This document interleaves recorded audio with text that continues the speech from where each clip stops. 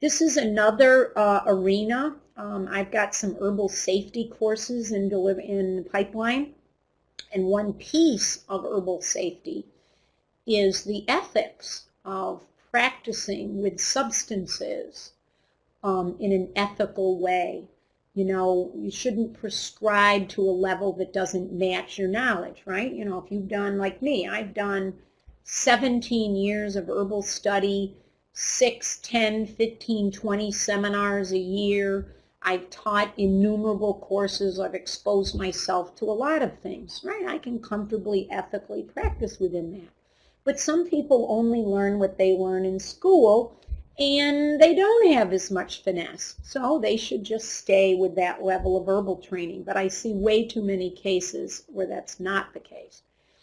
I think people should be prescribing beyond just what's on their shelf, right? I think we should know about dozens of product lines that are out there, whether they're just the ones that I choose to carry on my shelf, and I'm duty bound to find as best as humanly possible the right formula for that patient.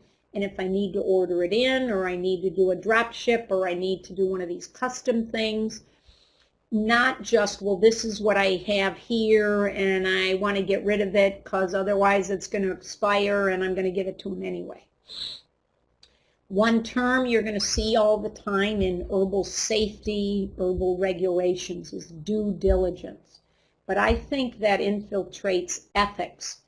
I think that our industry is very, very lax in knowing anything about where our products come from, how they're made, what methods and policies and standard operating procedures does each of our suppliers have, where do they get their raw herbs, what level of cleanliness and safety do they impart in their manufacturing.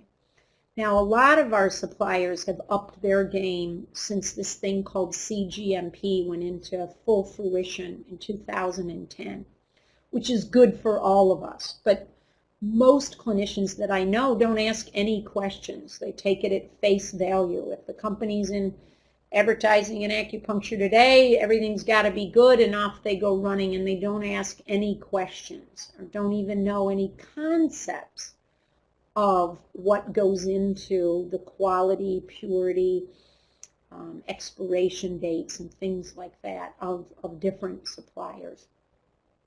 And then a real thing that could get you into trouble would be a behavior.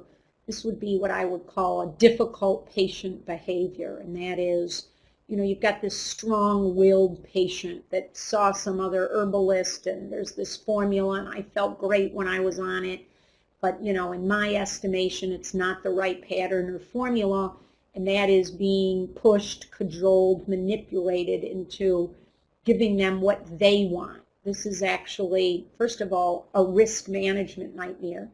It's a potential legal problem because I'm responsible for what I prescribe or what I provide. But it's also an ethical thing. You know, we need to have the backbone and the leadership to, you know, stay on the high and narrow when it comes to not being bamboozled into things that patients want.